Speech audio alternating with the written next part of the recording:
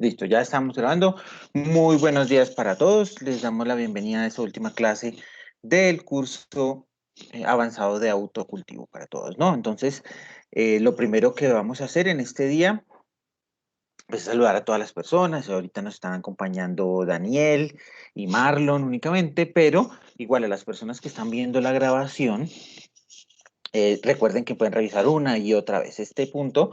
La idea es que no se quede únicamente en lo que vamos a ver, digamos, ahorita en el momento, ¿no? La idea es que cada uno de ustedes, pues, participe y dé sus opiniones, de su punto de vista en este caso, y principalmente lo que, o sea, de como su resumen final de lo que vamos a hacer, ¿no? Entonces, esto es como una parte del cierre, va a ser un poquitico más liviano, no va a ser tan técnico como lo vimos en días anteriores, pero pues vamos a tratar de finalmente como dar un pequeño resumen de todo lo que aprendimos durante estas horas de clase que vimos y pues tratar de aplicarlos, tratar de ponerlos en práctica finalmente, ¿no? Pero para iniciar, en este punto vamos a hablar de el sistema endocannabinoide humano, en el cual lo que queremos ver es, bueno, ¿por qué el cannabis se hace importante? ¿Por qué el cannabis? Y finalmente, ¿para qué sirve el cannabis? Porque finalmente podemos decir que es una planta que sirve para desestresarse, que sirve para, pues con sus efectos psicoactivos, pero va mucho más allá, ¿no? Entonces, y todo parte de algo que están estudiando todavía, ¿no? Que arrancaron únicamente en la década de los noventas, con un estudio de algo que llamaron el sistema endocannabinoide, que más que un sistema especial son una cantidad de receptores que tienen los seres humanos. ¿Para qué? Para poder recibir aquellos químicos que contiene el cannabis y aplicar sus efectos en función o no de alguno de sus beneficios, ¿no? Esto implica que no todos los animales tienen ese sistema endocannabinoide, entonces también hay que tener en cuenta, ¿no? Por ejemplo, van a haber animales donde no, el sistema endocannabinoide no se aplica en cierta forma, entonces al consumirlo, esos animales pues no van a tener ningún efecto ni bueno ni malo, ¿no? Entonces, permítame que preciso les digo. Eh, bueno, entonces, el sistema endocannabinoide se reparte, pues hay tres, hay uno nuevo que están descubriendo, pero principalmente se reparte en dos tipos, ¿no? Un sistema que se llama el CB1, donde se encuentran los receptores que van como más hacia el sistema nervioso, y el CB2 que se ubican como los sistemas periféricos, ¿no?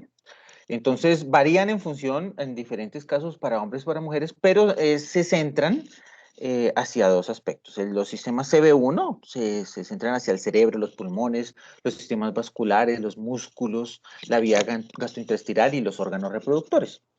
Y pues los CB2 irían hacia el vaso, los huesos y la piel, ¿no? Entonces, ahí es donde aplica la función hacia donde yo voy a aplicar cada uno de los tratamientos, si yo lo quiero hacer medicinalmente, de los tratamientos que yo pueda hacer por medio de cremas, pues obviamente los va a absorber los sistemas CB2. Si yo lo voy a consumir por vía gastrointestinal, pues lo va a asumir el sistema CB1. Ya si yo lo quiero ingresar a algún sistema por medio de sangre, por medio de los pulmones, que pues igual van a conectar la sangre, estos sistemas pues van a ser receptores CB1 que se encuentran ahí. Pero bueno, finalmente, ¿cómo funcionan? Que es la pregunta, ¿no?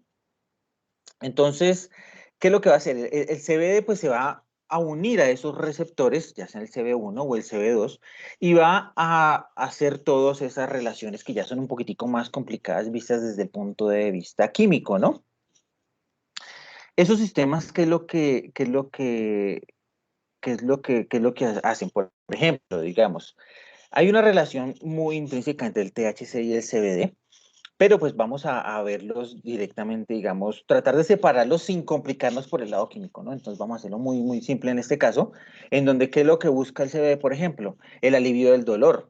Inicialmente se ha demostrado que el CBD reduce muchísimo las respuestas del dolor al inhibir la absorción del endocannabinoide, de unos endocannabinoides. ¿Qué es lo que hace? Estas variedades lo que hacen es disminuir la inflamación y pues, ustedes saben que pues, hay una relación muy directa entre el dolor y la inflamación en algunas de las zonas donde se aplique, ¿no? El uso para epilepsia y convulsiones. Ya sabemos que el CBD es un anticonvulsivo y antiepiléptico muy utilizado, muy efectivo, que de hecho está pendiente de ser utilizado. En donde más se ha utilizado en ese aspecto ha sido en animales, en perros con problemas de epilepsia se ha utilizado bastante, ¿no? En tratamientos para la adicción, el CBD también puede ayudar a temas de adicción, si las personas sufren con temas de adicción muy altos a cierto tipo de opioides o a la cocaína o al tabaco. Los tratamientos con CBD han sido demostrados que han mostrado beneficios muy, muy grandes.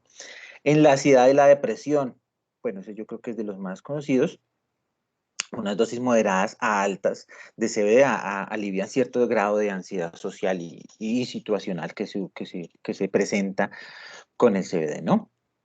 Pero pues también hay otros efectos muy específicos que van en función al químico como tal de los que están presentes. Ya vimos, igual que, por ejemplo, los endocannabinoides y sus derivados, que no solo vienen del cannabis, ¿no? Vienen de otro tipo de plantas. Ah, madre, a ver que se me dañó esto. Que vienen de otro tipo de plantas. Tenemos, a ver, permítame un segundo, porque sin gafas no puedo ver. Listo.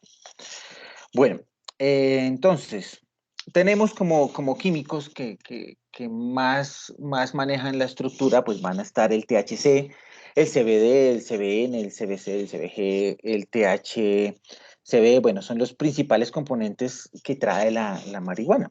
Entonces, los cannabinoides obviamente son moléculas orgánicas, ¿no? Son en base orgánica, son unos hidrocarburos, como podemos ver, son unas moléculas que están compuestas por varias cadenas de carbono y están todas conectadas con algunos círculos aromáticos, que son aquellos hexágonos que vemos ahí. Son bases fenólicas, son bases de benceno, entonces igual son unos potentes hidrocarburos que tienen muchos usos, no necesariamente eso.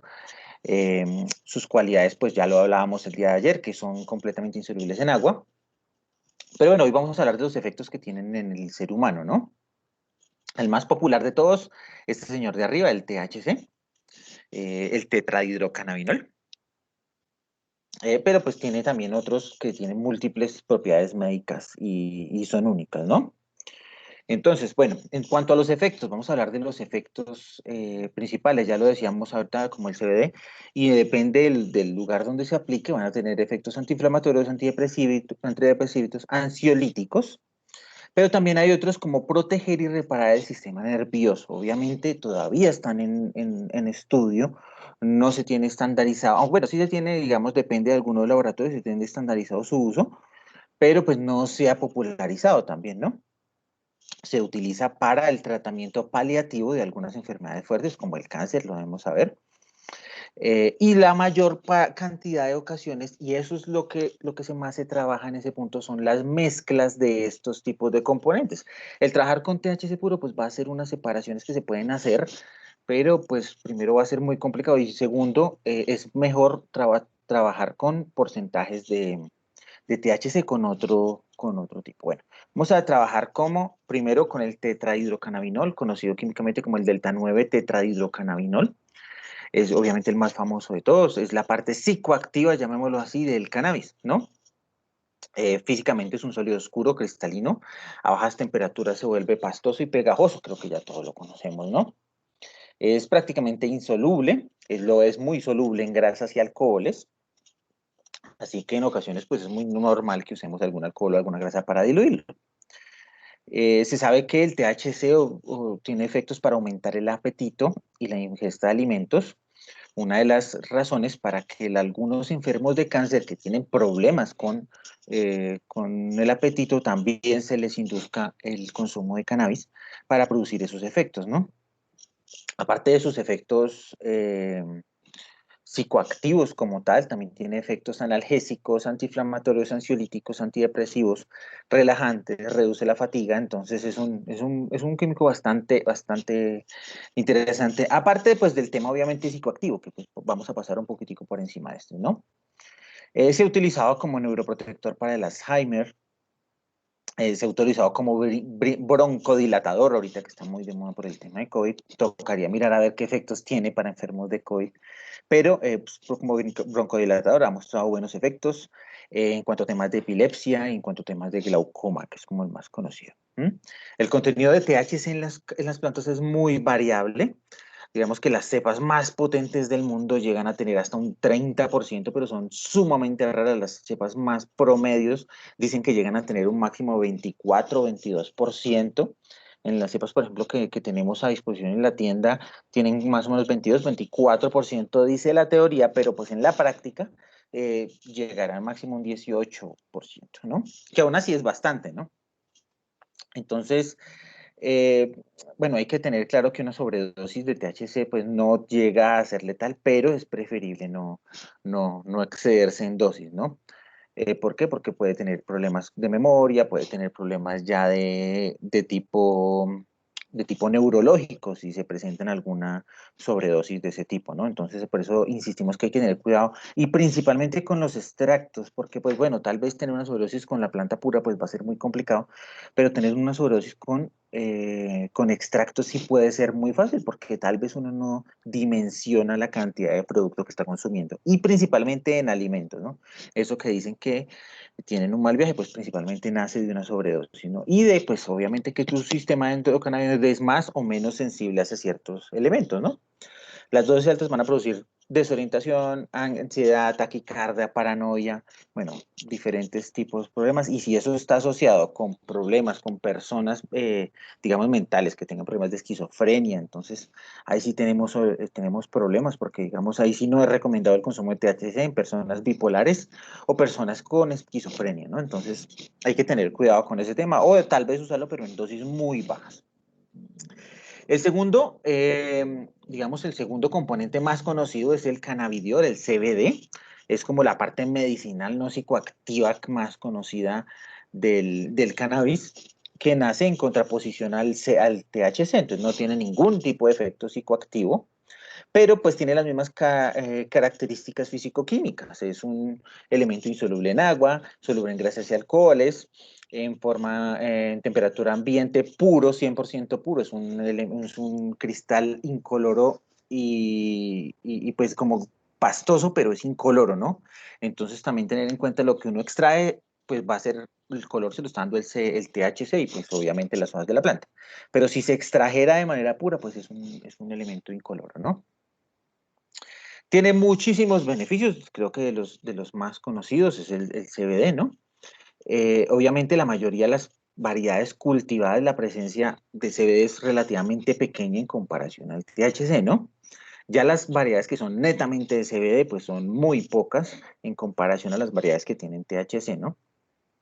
Y pues la idea es que las empresas, creo que la ley en Colombia prohíbe el cultivo de plantas con una mayor cantidad de 1% de THC, y entonces tienen que ser más que todo en CBD. En algunos de los permisos, ¿no? Hay permisos que sí permiten el cultivo de THC, pero los permisos principales son para plantas de cannabis no psicoactivas.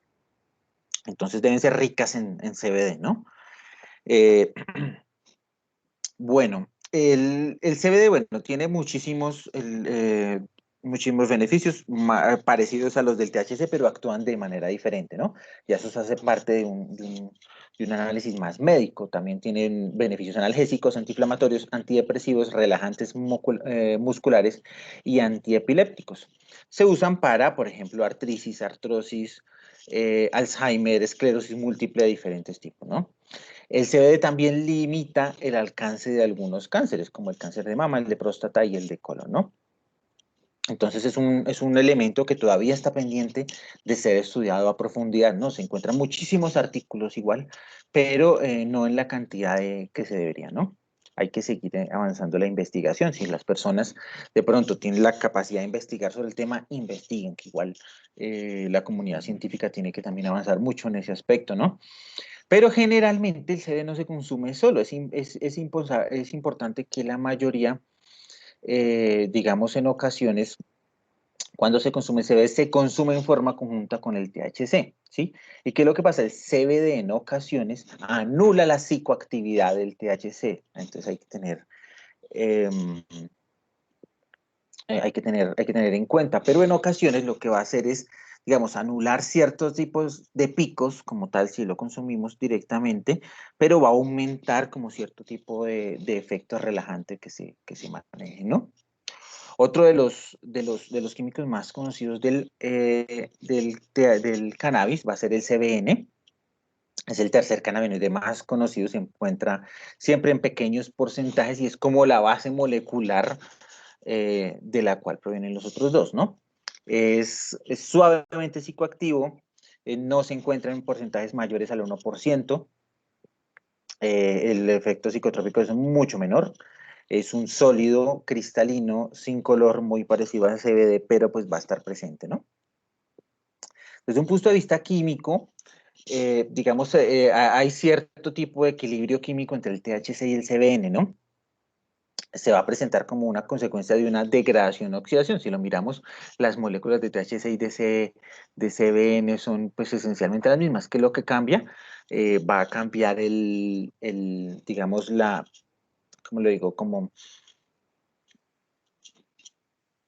Va a cambiar como la forma de la organización molecular de ese elemento, ¿no? Entonces, ¿qué es lo que va a pasar?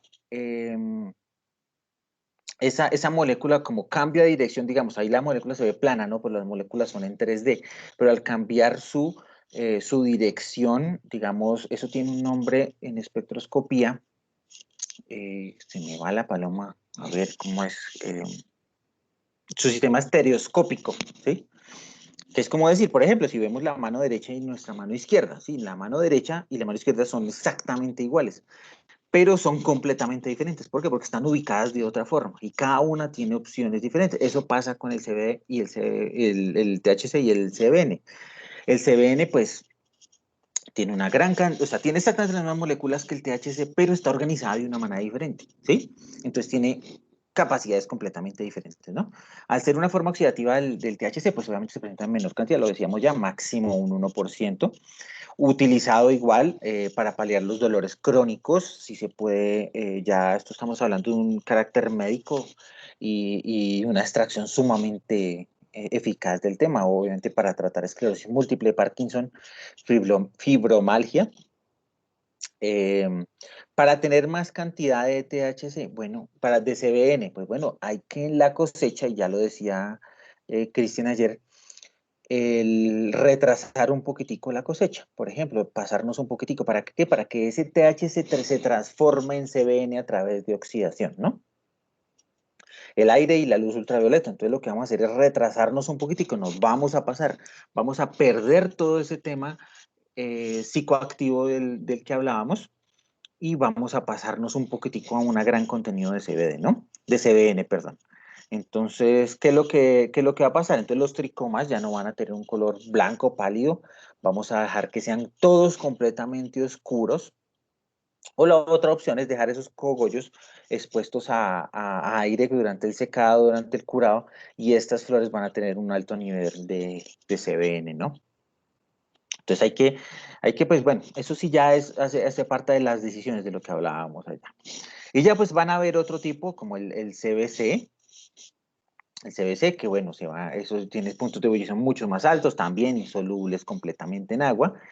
Los estudios del CBC dictaminan que son de cepas específicas que vienen de la India, que tienen altos contenidos de CBC.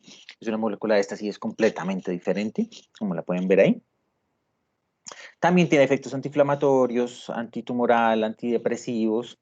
Se puede utilizar para el sueño, para el acné. Es un neuroprotector que se utiliza muchísimo en el tema del cáncer y pues obviamente no solo es proveniente del cannabis, este también viene proveniente de otro tipo de plantas. Entonces, muy multiusos. pero pues el tema es que no es fácil de conseguir, ¿no? Es en diferentes plantas. También hay otros que como el CBL, el CBG, el cannabigerol, por ejemplo, que es uno que está ahí. El cannabigerol tal vez es no psicoteo, pero es muy conocido. Es muy fácil de encontrar en el cáñamo textil, ya no va a ser tan fácil de encontrar en el cáñamo psicoactivo. Eh, el cáñamo, por ejemplo, el cáñamo textil concentra muchísimo el CBG, pero no es tan rico en THC. Entonces, el CBG se va a encontrar muchísimo en los cáñamos. Entonces, va a ser, este es de muy fácil de encontrar. Tiene una acción antibacteriana, o sea, es antibiótico. También reduce la coagulación en sangre, entonces lo que da muchísimas opciones para ser usado. Y la presión intraocular que ocasiona el glaucoma, ¿no? Entonces, todos hemos escuchado que el glaucoma es de los elementos más conocidos en utilizar cannabis, ¿no? Igualmente es válido como antiinflamatorio, antitumoral, tiene efectos antidepresivos y pues para dolores neuropáticos, ¿no? Los que tienen que ver con dolores del sistema nervioso, ¿no? Hay muchos estudios que han probado su tratamiento en diferentes tipos de cáncer, destacando el cáncer de mama, de colon y de pulmón, ¿no? Y el THCV, para cerrar, la tetrahidrocannabibrina, perdón ahí. Bueno, su nombre nos dice que pues, es un compuesto que se parece mucho al THC. ¿Sí? ¿Cuál es la diferencia? Por ejemplo, esta molécula de oxígeno que está abajo acá en esta parte, pero tiene efectos muy diferentes, es muy psicoactivo también. Eh, pero su mezcla, por ejemplo, con THC lo que hace es anular uno con el otro, ¿no? Entonces también tenemos inconvenientes en ese aspecto, ¿no? Pero pues es muy psicoactivo, va a producir, digamos, ¿cómo producir una gran contenido de eso? Entonces las cepas que crecen, digamos, con una gran cantidad de luz ultravioleta, hacen que el THC se pase a THCV. Entonces, por ejemplo, digamos, cepas que vengan de zonas de gran altura, digamos, acá no se puede nombrar, digamos, cepas como la Moby Dick. Es una cepa que con un alto tratamiento con THC, con luz ultravioleta, esas plantas van a generar THCV, ¿sí? Pero ¿qué pasa? Digamos, en cuanto a temas psicoactivos no va a mostrar mucha diferencia con el THC, pero en temas medicinales sí va a mostrar bastante diferencia. ¿Por qué? Porque, digamos, a pesar de que tiene los mismos beneficios como analgésico, antiepiléptico, se utiliza adicionalmente para tratar la diabetes, el desarrollo de huesos, potencia el tratamiento neurológico, digamos, en temas como Alzheimer, de ese tipo. Eh, y pues únicamente se incentiva es por la producción de elementos ultravioletas, ¿sí? Todos estos documentos, todo esto, digamos, que estamos hablando, se los va a pasar en un documento al final, entonces no se preocupen. Principalmente, bueno, estos son los elementos químicos o sea, que manejamos en el canal, que es lo más conocido, el THC y el CBD, ¿no? Entonces esos elementos son los que más se manejan. Entonces les voy a poner un videito del sistema endocannabinoide para que entender un poquitico cómo funciona ese sistema. ¿Listo? Me avisan si no se escucha por el chat. ¿Qué sabes en realidad sobre el cannabis? Bueno, eso también. ¿Pero sabías que el cannabis ha sido utilizado como planta medicinal desde casi el principio de los tiempos? ¿Y que su uso fue disminuyendo ante el aumento de los opiáceos? Así que el interés por las propiedades medicinales de la marihuana había desaparecido del mapa. Hasta que un profesor israelí se fijó en esta planta a principios de los años 60 del siglo pasado. Rafael Meshulam aisló y sintetizó uno de los principales componentes activos de esta planta, el cannabinoide THC, y poco después, el CBD. Descubrió que este compuesto orgánico tiene la increíble habilidad para conectarse con muchas células de nuestro cuerpo. Se habla de este cannabinoide como la llave de un candado molecular. De esta manera conocemos el mecanismo por el que el THC actúa en nuestro organismo. Conectándose a los receptores CB1 y CB2, ubicados en la capa exterior de nuestras células, los cannabinoides actúan como mensajeros químicos. Meshulam y su equipo se preguntaban el porqué de la existencia de un receptor específico en nuestro organismo para este tipo de molécula. En los años 90 localizan por fin un cannabinoide que nuestro cuerpo segrega de manera natural. Lo bautizan como anandamida. y posteriormente se descubre otra molécula similar, llamada 2-AG. También se descubre que la anandamida forma parte de un sistema más amplio de comunicación intercelular en nuestro cuerpo. A este sistema, hasta entonces desconocido, se le conoce como el sistema endocannabinoide y está íntimamente relacionado con los procesos autorregulatorios de nuestro cuerpo, como el control de temperatura, el pH o nuestro nivel de azúcar en sangre. Interviene además de manera vital en numerosos procesos en nuestro organismo, como la coordinación motora, neuroprotección, control del dolor o el apetito, entre otros. El sistema endocannabinoide ayuda a mantener el complejo equilibrio entre las distintas funciones biológicas, proceso que se conoce como homeostasis. El THC y el CBD son dos de los más de 100 cannabinoides que la planta produce. El descubrimiento de los cannabinoides ha abierto un campo nuevo en la investigación de los procesos que regulan nuestro cuerpo. Sabemos que algunos cannabinoides tienen aplicaciones terapéuticas que los hacen de gran utilidad en el tratamiento del dolor, que administrado en dosis adecuadas ayudan a controlar la epilepsia, o que estimulan el apetito para pacientes en tratamiento por cáncer o VIH. El cannabis ha acompañado al ser humano por milenios y esconde grandes propiedades más allá de su uso recreativo. Su papel clave para la comprensión del sistema endocannabinoide y su especial relación con la química de nuestro cuerpo lo hacen único. Y aún queda mucho por investigar.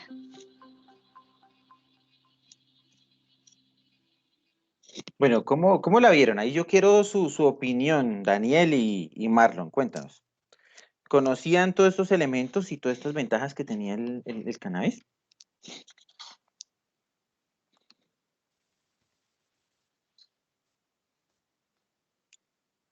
Yo conocí algunas, pero no todas. Bueno, es que, bueno, digamos, principalmente lo que digamos acá no vamos a meternos al fondo en ese tema, pero lo que quería que miraran era, bueno, cómo el cuerpo en su sistema interno ya estaba listo para aceptar al cannabis. ¿Qué es lo que pasa? Pues entonces a través del cannabis podemos controlar muchos elementos. Trabajar hacia uno o hacia otro dependiendo del efecto que nosotros queramos obtener, ¿no? Entonces son beneficios adicionales del cannabis ya vistos desde el punto de vista medicinal, entonces saber que una planta que estamos cultivando en este momento y de la que estamos a aprender cómo cultivar esa planta, pues nos va a ofrecer muchísimos beneficios adicionales, no únicamente el tema psicoactivo. Marlon, ¿sí habías escuchado sobre el tema?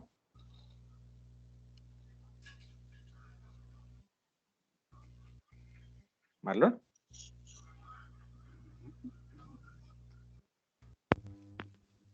Bueno, Cristian, cuéntanos ahí qué quieres aportar ahí en ese punto.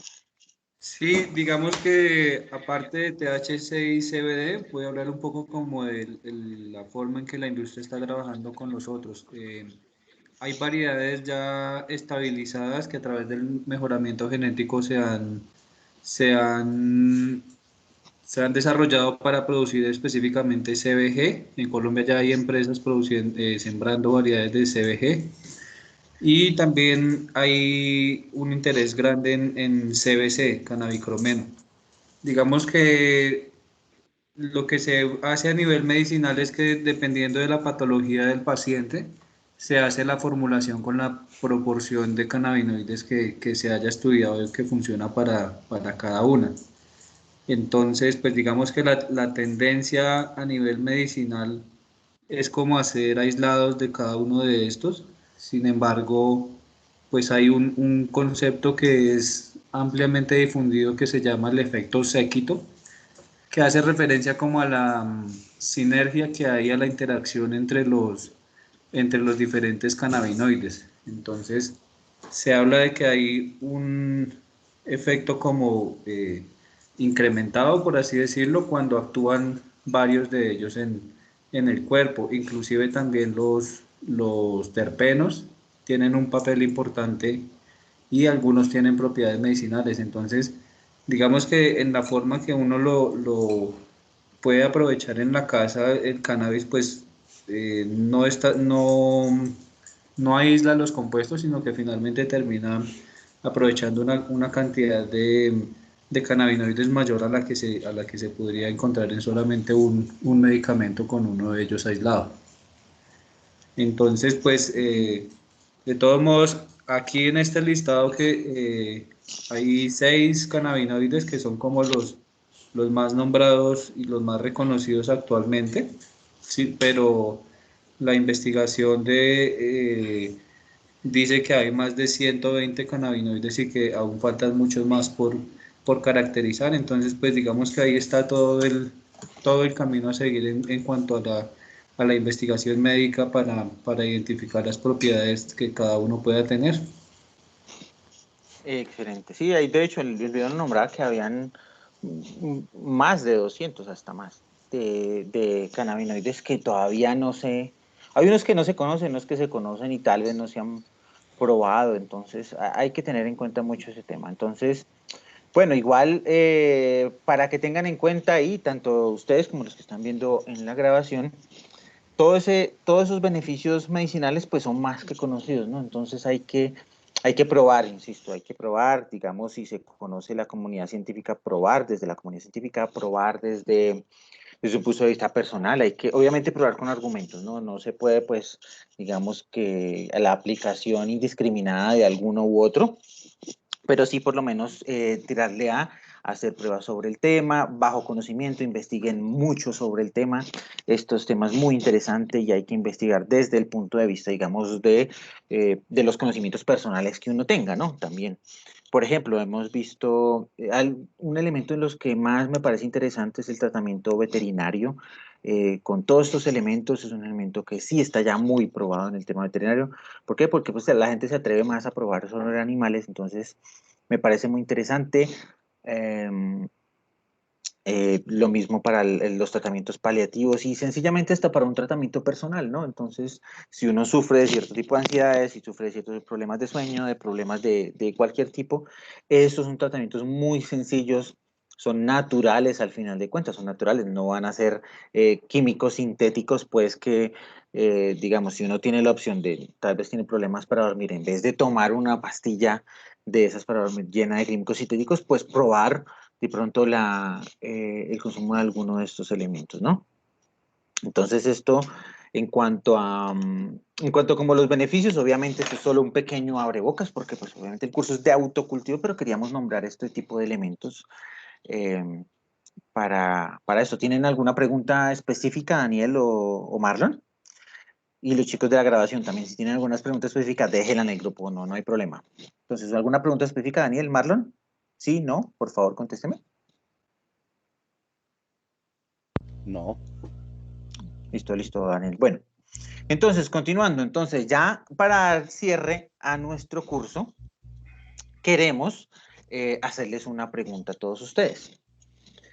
Una vez ya vistos todos los conocimientos, no sé si Cristian quiere iniciar directamente ese punto, queremos hacer como un pequeño resumen, digamos, paso a paso de qué fue lo que hicimos durante todo el curso. ¿Para qué? Para poder tomar la decisión más importante.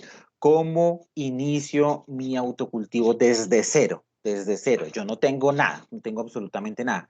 Entonces, no sé si Cristian quieras iniciar directamente ahí mientras yo voy poniendo acá una imagen.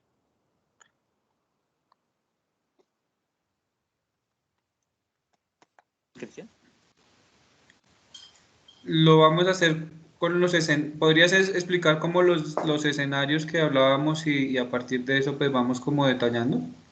Exactamente, sí. Entonces, espérate que quería poner una imagen ahí. Bueno, entonces, para iniciar tenemos que tener en cuenta, y lo hablamos creo que en la primera clase, por eso lo dejé como como un abrebocas para poderlo cerrar en este punto, ¿no?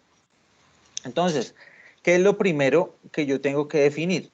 Pues el lugar, ¿no, chicos? El lugar para poder hacer mi autocultivo. Entonces, le pregunto ahí a Marlon, ¿qué espacio tienes y en qué espacio se te ocurriría a ti hacer un autocultivo, Marlon?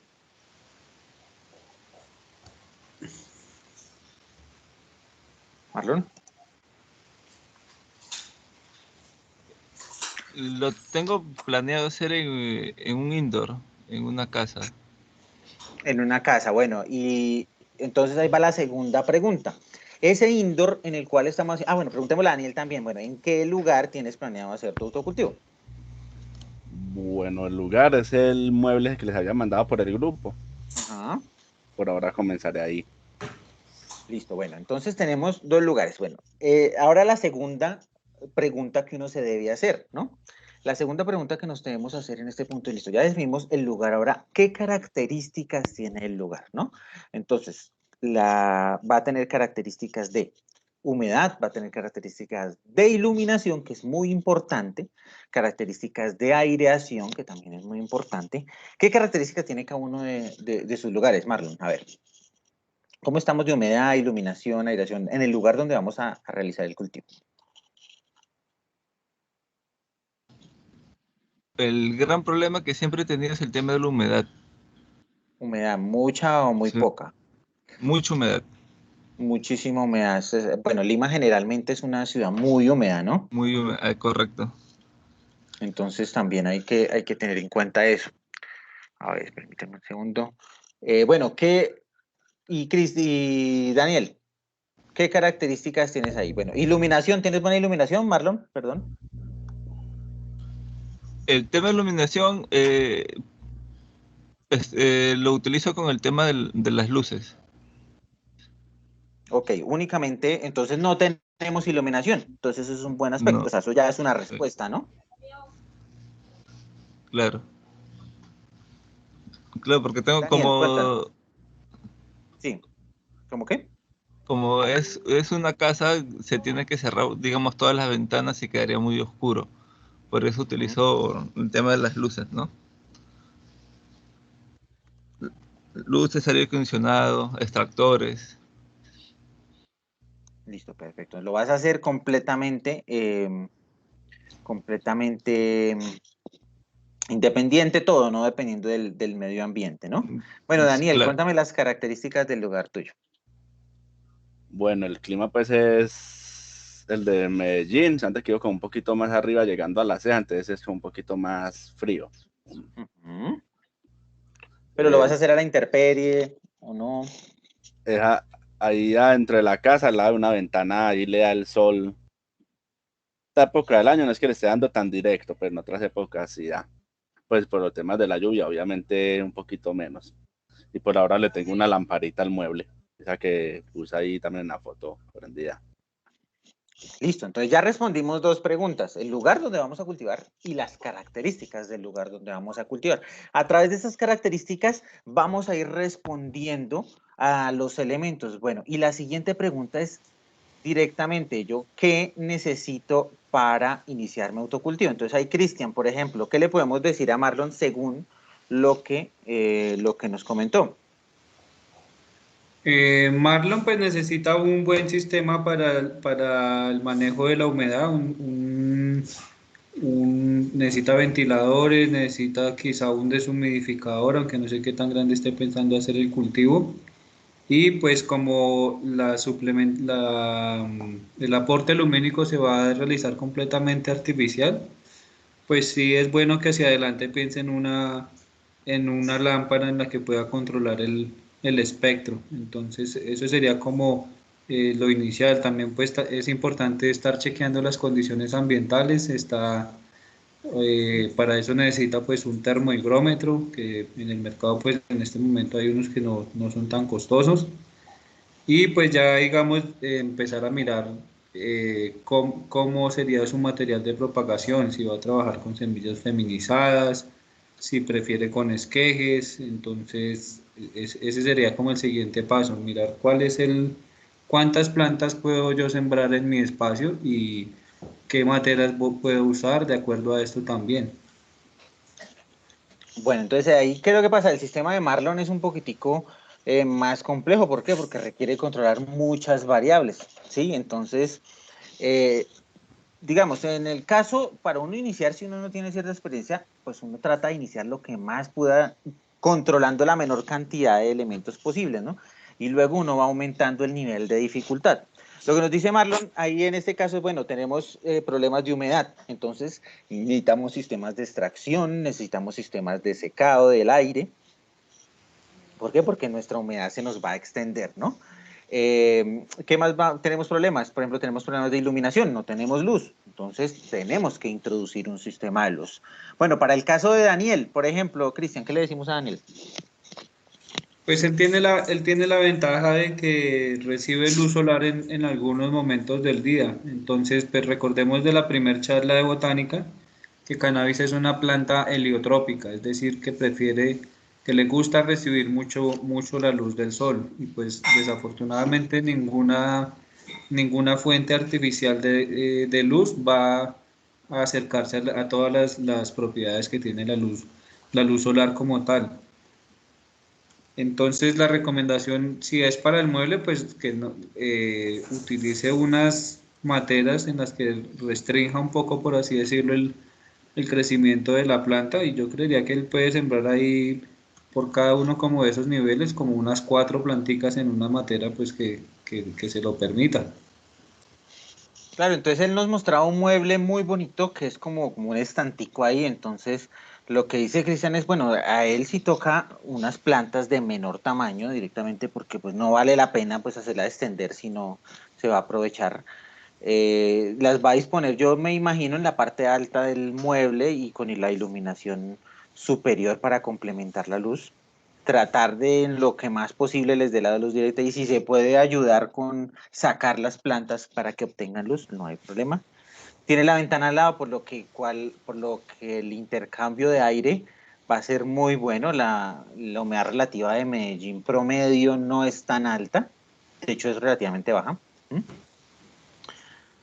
Entonces eso es un buen punto. Entonces, digamos, ahí se puede ahorrar el control, por ejemplo, de la humedad, de la aireación. La iluminación sí pues va a requerir una adición, lo que nos dice Cristian ahí. Y esa parte, lo que dice el control respecto a unas materas para que no dejar que la planta crezca mucho, ¿no? Todo pues en materas.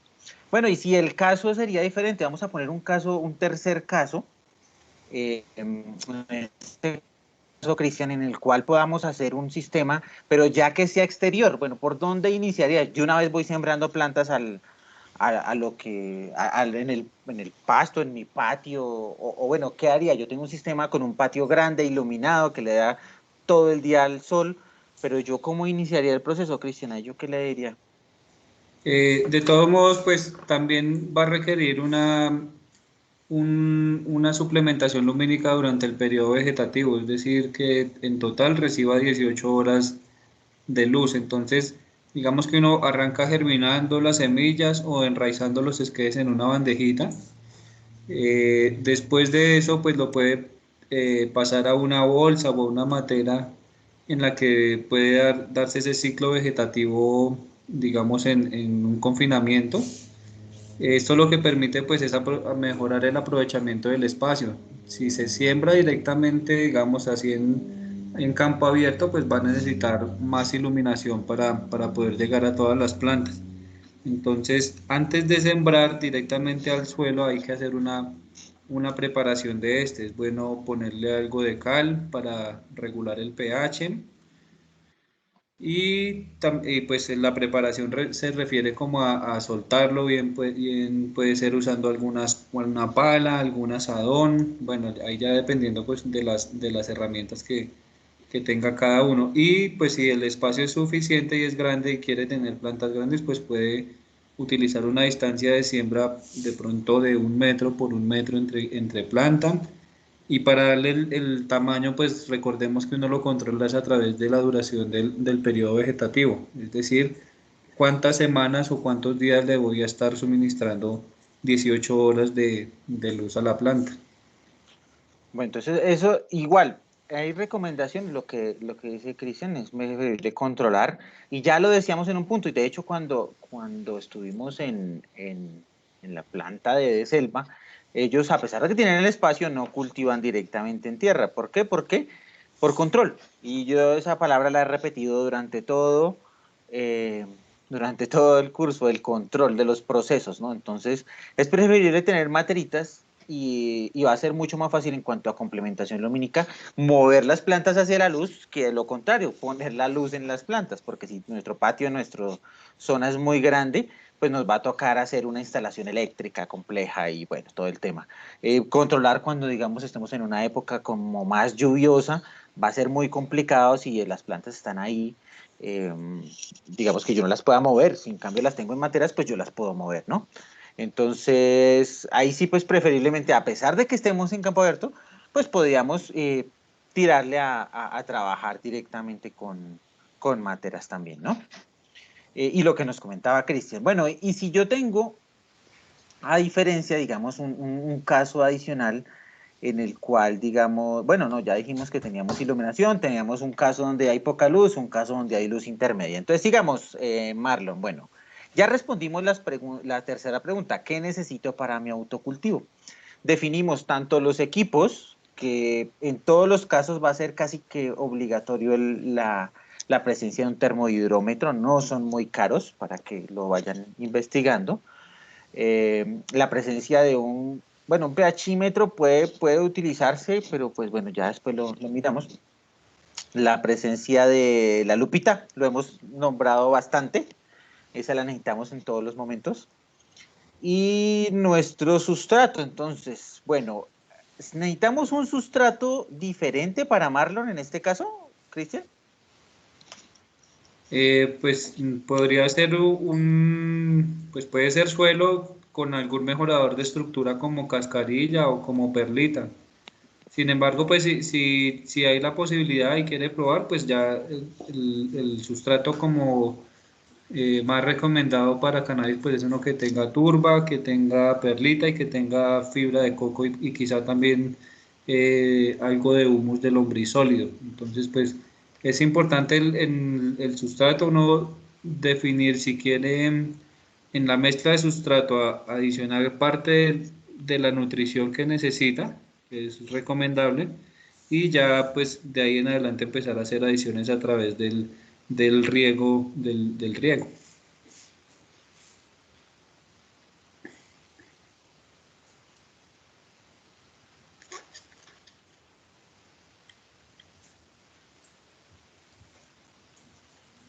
Y para Daniel exactamente lo mismo, ¿sí? Sí, el sustrato digamos que es como indiferente al sistema de cultivo, pues a no ser que ya se tenga como un sistema, se quiera montar un sistema hidropónico, pero pues no es el alcance de este curso. Exactamente. Y para nuestro tercer caso, que es nuestro caso a la intemperie, exactamente el mismo tema. Yo necesito armar la cantidad de sustrato que yo vaya a usar, ¿no? No hay necesidad de armar un montón de sustrato que no voy a gastar. Entonces, ya lo decíamos, si no tenemos la posibilidad de comprar un sustrato, bueno, hay que usar un sustrato de una fuente estable, que sepamos que no pareciera tener muchas enfermedades, que no nos vamos a complicar tanto por ese tema inicialmente, pero sí hay que darle estructura, lo que decía Cristian, con coco, con perlita, con una mezcla, una adición, por ejemplo, un acondicionador de suelos como el humus de lombriz le da una buena calidad, le mejora la cantidad y nos presenta un ahorro significativo en fertilizantes. Y ahí va nuestra siguiente pregunta. ¿Compramos o no compramos fertilizantes, Cristian? Sí, es necesario pues ponerle algo de fertilizante a las plantas, pues hay que mirar, ojalá sean fertilizantes orgánicos. Y en caso de que se recurra a la compra de fertilizantes minerales, pues hay que asegurar que las fuentes estén libres de metales pesados. Ese es un tema bastante importante. Entonces, puede uno usar algún fertilizante sólido que lo adiciona al sustrato y cuando uno riega lo que hace es que lo pone en solución, o sea, disponible para que la planta lo tome a través de las raíces. Oh, Y pues hay que recordar también pues que la fertilización va de acuerdo a la etapa de crecimiento en la que está. Entonces, pues inicialmente cuando germina la semilla, las 2 primeras semanas no necesita fertilizantes, después se empieza con una fórmula vegetativa, pero digamos no tan concentrada. Y ya cuando está más grande se incrementa. Y en la fase vegetativa, pues señor. ¿puedes repetirlo? Estoy escuchando entrecortado. Sí, entrecortado, sí. Para repetir esos últimos 30 segundos, bueno, que las primeras 2 semanas no requiere fertilización y Y ya después, pues, una fertilización vegetativa, pero pues en unas dosis bajas. Cuando ya digamos que empieza a crecer, uno va incrementando la cantidad de fertilizantes, principalmente pues en vegetativo. Recordar que se da como un refuerzo en nitrógeno, que es el que permite el desarrollo de ramas y de hojas en la planta, sin descuidar los otros nutrientes que también son necesarios para el metabolismo del cannabis. Y ya pues cuando se decide hacer el cambio a floración, pues uno lo que hace es cuando la quiere hacer inducida mediante el manejo del fotoperiodo, entonces corta la luz, reduce o lo reduce a 12 horas nada más, y paralelamente pues también cambia el régimen de fertilización, es decir, empieza a hacer un aporte que está reforzado, en el que está reforzado principalmente en fósforo y potasio también, para permitir el desarrollo y llenado de las inflorescencias. Bueno, entonces en ese punto es claro que hay que ver la planta como un animalito. Imagínense que es un perrito. También hay que tener proporcionalidad en la aplicación de los fertilizantes. Cristian lo dice muy claro. No hay que pasarse, pues, porque no va a ser lo mismo la cantidad de alimento que consume un perrito chiquitico a la cantidad de alimento que consume un perro grande, ¿sí? En cuanto a su composición, va a ser la misma, pero ¿cuál es la diferencia? La cantidad en la que estamos aportando. Eso igual va a ser con el agua, igual va a ser. Entonces, la mayoría de los fertilizantes se aplican en conjunción con el agua. ¿Para qué? Para que uno no se pase, ¿sí? Porque es muy fácil para los fertilizantes decir, no, la dosis para una planta puede ser 3 mililitros del fertilizante puro, pero 3 mililitros en una planta así de pequeñita como la que está en la foto, pues le duelen bastante. 3 mililitros en una planta mediana, pues va a ser muy diferente a 3 mililitros en una planta más grande, ¿no? Entonces, por eso se ponen como composiciones, 3 mililitros por litro de agua, ¿sí? Entonces, si la planta consume 5 litros en el riego, pues está consumiendo X cantidad de fertilizantes. Si la planta consume apenas 200 mililitros en el riego, está consumiendo muchísimo menos cantidad. Entonces hay que ver, entender la proporcionalidad, que no le estamos aplicando una, no, estamos aplicando una específica, de hecho. Entonces, uy, ¿qué pasó? ¿Quién? A ver, ¿se desconectaron? No, listo. Entonces, listo, ya respondimos la siguiente pregunta. Fertilizante, ¿qué marca compramos? Si podemos comprar directamente una marca que tenga envase orgánica, como por ejemplo la nuestra, creo que Daniel la compró, que es una marca que está en base de humus de lombriz, la compramos. Si tenemos en otros países la posibilidad de comprar un producto que sea con una matriz orgánica, pues sería lo más recomendable. ¿Por qué? Porque lo decía Cristian, nosotros tratamos de que nuestro cultivo sea lo más natural posible. ¿Lo podemos hacer químicos? Lo podemos hacer químicos, eso ya es decisión personal. Igual lo que decíamos en la parte de fertilizantes, los químicos no dejan de ser el mismo químico presente en un abono orgánico que un abono mineral. ¿Qué es lo que cambia? Pues lo que lo acompaña, ¿no?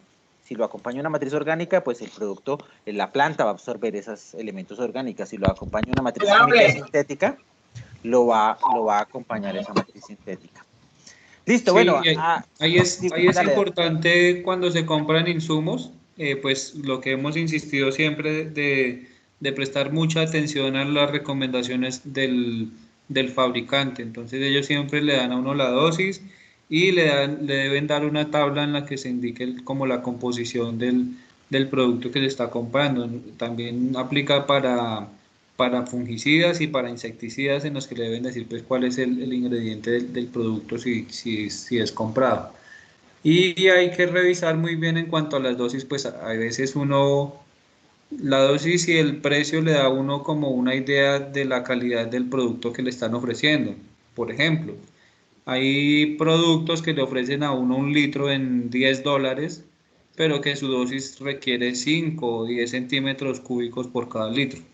Eh, digamos, pero hay otros productos con la misma finalidad que digamos que por $30 te dan un litro de producto, pero solamente necesitas una dosis de 0,5 mililitros por cada litro. Entonces son cosas como para tener en cuenta y para analizar bien los productos que se están comprando. Si es un producto especializado para cannabis, pues miren mucho el tema de las concentraciones, porque En general uno puede encontrar a veces que además que son productos un poco costosos, un poco más de precio más elevado respecto a otros, pues a veces son simplemente productos muy diluidos y voy a ser un poco como atrevido, por así decirlo, los productos Top Crop, lo pongo como ejemplo, que son productos que han hecho mucho marketing y son muy conocidos, pero pues que a la hora de uno analizar el producto se encuentra con que no es quizá el mejor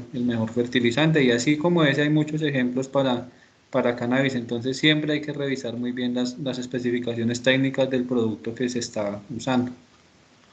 Y eso es importante también para analizar en los temas de costos, ¿no? Entonces, mucha gente dice, no, que es que cultivar cannabis eso es muy caro porque, por lo que dice Cristian, uno va a mirar un top crop y no baja de 190.000 pesos el kit y uno va y mira otros productos y 60.000, 50.000 cada botella.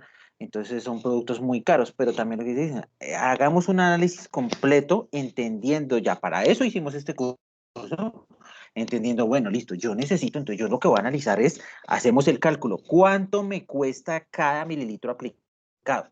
Tanta plata. Ah, bueno, ¿vale la pena hacer la inversión en este caso o no? En ocasiones, por ejemplo, y eso pasa, que en algunos productos se lo venden, digamos acá en Colombia hay uno que se llama, bueno, no se me escapa el nombre, que el producto te lo venden en gran volumen y bueno, tiene un valor grande, pero ese producto te alcanza hasta para 50, 100 plantas y uno pues realmente necesita para tantas plantas. Uno y dos, listo, yo la más lo usé para mis 5 o 6 plantas y lo tengo que guardar un año, después lo pierdo, se me vence, se me daña, entonces también hay que mirar eso, ¿no? Entonces, también hay que hacer un balance. ¿Por qué? Para eso hacemos este curso, para poder hacer los cálculos, tomarse el tiempo de la calculadora, entender las composiciones, los elementos que me aporta cada fertilizante, y yo digo, bueno, listo, con estos elementos, con este precio, yo puedo tomar decisiones. ¿Listo? Y es algo que hemos repetido, tomar decisiones adecuadamente. Pero bueno, entonces pasamos al siguiente punto. Cristian, listo. Esos fertilizantes son al método que yo vaya a usar, ya sea en exterior, ya sea en indoor semi-iluminado o sea en indoor completamente independiente como lo que va a manejar Marlon, ¿no? Entonces, yo ahí hago una pregunta, Cristian. La siguiente pregunta que yo me debo hacer es, bueno, ¿yo qué método de cultivo voy a usar? ¿Sí? Es mi siguiente pregunta. ¿Cómo lo voy a cultivar? ¿Cómo lo tengo que decir? Lo puedo hacer directamente, decir, bueno, yo lo voy a hacer por hidroponía, que eso ya hace parte, digamos, no hace parte de este curso, pero es un punto de decisión. Bueno, yo lo voy con el SOG que vimos ayer, voy a hacer un método, bueno, yo voy a entrenar la planta para que vaya para uno u otro lado. ¿Qué métodos son los más adecuados, Cristian, para cada uno de los escenarios que estamos mirando en este punto? Pues digamos que el método más adecuado depende como de cada quien, ¿no?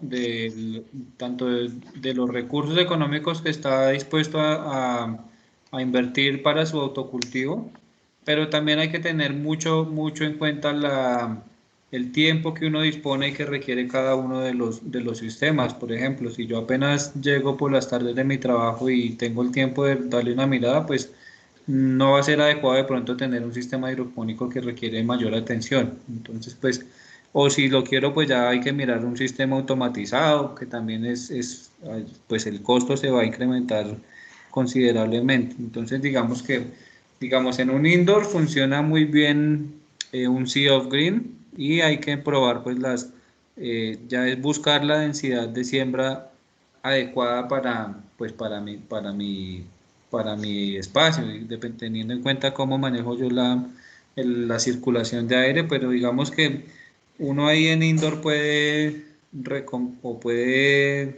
sí, puede probar con diferentes densidades. Digamos que personalmente que a mí me parece interesante es sembrar 16 plantas por metro cuadrado, es decir, un espacio de hileras de 4 por 4 plantas. Eso pues me parece interesante. Sin embargo, pues hay que tener en cuenta que a mayor densidad de siembra, mayor cantidad de semillas o de esquejes voy a necesitar para llenar el espacio.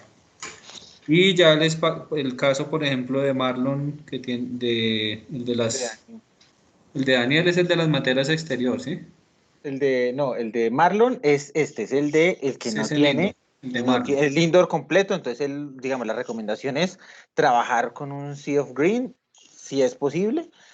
¿Para qué? Para maximizar la producción. Ya la fuente, pues eso sí ya hace parte de la decisión del punto anterior. También la fuente Sí, yo tengo que mirar, bueno, yo busco lo busco por esquejes, de pronto me ahorro un poquitico de trabajo en germinación, no, listo, o yo compro varias semillas, ya esa es la decisión, acuérdense cuando hablamos en toda esa parte, que si uno lo quiere hacer con semillas regulares, con semillas feminizadas, como lo desea hacer, eso sí ya es por gustos, y por si uno se atreve a esperar el punto de florescencia, en ese paso, pero bueno, digamos, el lado de Daniel que tiene semi-iluminación, estamos en una ventana, ¿cuál sería el método más adecuado en ese punto? Igual tiene suplementación lumínica. pues ahí va a ser un sistema como mixto, ¿no? Entonces, pues la recomendación, como le digo, unas materas que le quepan más o menos ocho materas para ese mueble. Digamos que en ambos casos hay como una limitante y es que uno no puede hacer siembras escalonadas. ¿Por qué? Porque solamente tiene un espacio de cultivo. Entonces, es buena opción considerarlo hacia más adelante, principalmente para Marlon con su indoor. Generalmente se tienen dos espacios, dos armarios. Uno en el que se da el crecimiento vegetativo y todo el tiempo hay plantas creciendo vegetativo y otro en el que se hace la floración. Entonces, pues digamos que eso puede ser un momento más adelante, pero pues para que lo vaya teniendo en cuenta que si quiere hacer siembras escalonadas, pues necesariamente va a necesitar, a requerir dos espacios diferentes para controlar el fotoperiodo. Igualmente para Daniel también, pues va a tener, digamos que solamente momentos en los que tiene plantas creciendo, cosecha y vuelve a arrancar desde cero y le toca esperar pues otra vez a que se dé el ciclo completo. Lo que normalmente uno puede hacer es, eh, apenas inicia la floración, eso y aplica para ambos, inicia la floración, eh, puede empezar ya a adelantar su proceso de las plantas que va a necesitar para el siguiente ciclo de cultivo y pues eso le va a permitir tener una, una cosecha escalonada digamos que a cantidades menores pero constante, todo el tiempo va a tener flores frescas pues ahí para su uso. Igual es importante también que si no se hace escalonado, también hay que entender que pues, uno va a tener la cosecha total después de 3, 4 meses, bueno, el tiempo que uno decida. Lo cual va a hacer que uno va a tener mucha cantidad para guardar y mucha cantidad para secar, entonces eso se va a complicar un poquitico en cuanto a la logística, ¿no? Hay que también pensar en eso, si uno tiene las 20 plantas completas, todas a florecer al mismo tiempo, pensemos en que usted qué va a hacer con toda esa cantidad, digamos, se obtengan cuántos gramos, 200, 300 gramos de flor al final del proceso. Estamos hablando de que son, para 200 gramos, estamos hablando de que son, para 20 plantas, 2000 gramos, o sea, 2 kilogramos de cannabis al final, eso es demasiado, ¿sí? Eso es muchísimo cannabis y uno qué va a hacer con todo eso y después le toca guardarlo, si igual se lo va a consumir todo, se lo va a utilizar todo, ¿en qué momento lo va a usar? Ahí es donde nace el punto, bueno, no, yo lo quiero hacer, yo quiero obtener toda esa producción porque voy a obtener un extracto. Ah, bueno, eso es una decisión. ¿Que uno toma desde dónde? Desde este punto, ¿sí? En el punto en el que yo tomo decisiones en los métodos de cultivo. Si todavía no hemos iniciado nuestro cultivo, ¿no? Aquí llegó al final Jonathan. ¿Cómo estás, Jonathan? La compañera, muy bien. ¿Y usted cómo se encuentra? Bien, bien, bien. Bueno, te hago un pequeño resumencito pequeño. ¿Qué es lo que estamos haciendo? Ya hablamos al principio de la química del cannabis, ya te va a tocar ver el video, entonces ya eso lo puedes revisar más tardecito. Pero en este punto estamos haciendo un análisis de, bueno, cómo vamos a hacer nuestro autocultivo haciendo un resumen con todo lo que aprendimos en el curso, ¿no? Entonces, Jonathan, digamos, yo te hago una pregunta a ti en el punto. ¿Tú dónde vas a hacer tu autocultivo? ¿Qué lugar vas a dejar diseñado para tu autocultivo?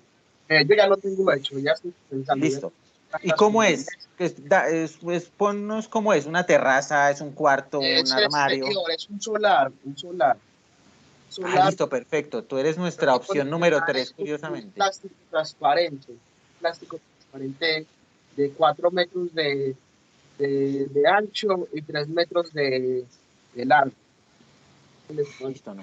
ese momento. Listo, tu caso es nuestro tercer caso que estábamos exponiendo, que era como una terraza, un patio, algo que tiene mucha iluminación natural y pues obviamente va a requerir una adición. Entonces te hago un pequeño resumencito en el cual, por ejemplo, ¿qué lugar tenemos? ¿Listo? ¿Qué características del lugar? Pues las Mami, características de humedad, temperatura, de todos esos elementos. ¿quieres? Sírvame, voy comiendo. Espera, a ver, cerramos a Cristian. Bueno, A ver, silenciémoslo. ¿Qué características tiene? Bueno, ¿qué necesito para mi autocultivo? Lo que decíamos, bueno, yo voy a necesitar unas materas, voy a necesitar nuestro termohidrómetro, voy a necesitar todo ese tipo de elementos que yo necesito, que ya los vimos. La siguiente pregunta fue, bueno, listo, voy a armar mi sustrato. Ya lo decíamos, un sustrato que cumpla las características que si yo lo quiero tener que que ya venga con cierto grado de fertilización, bueno, lo puedo hacer con la adición de algún humus de lombriz, de algún fertilizante sólido. ¿Voy a comprar algún fertilizante? Claro, lo decíamos que, bueno, también tener en cuenta la formulación y tomarnos la molestia de con calculadora en mano, hacer el cálculo, bueno, me cuesta cada peso, ¿vale la pena comprar o no vale la pena comprar ese fertilizante? Estamos hablando de que los fertilizantes más caros no tienen el sentido. ¿Por qué? Porque son en ocasiones muy concentrados, o en ocasiones son solo diluidos, entonces hay que hacer un análisis completo. ¿Por qué? Porque yo tengo que, al conocer ya los requerimientos nutricionales de mi planta, puedo decidir muy fácil cómo comprar o no comprar un fertilizante.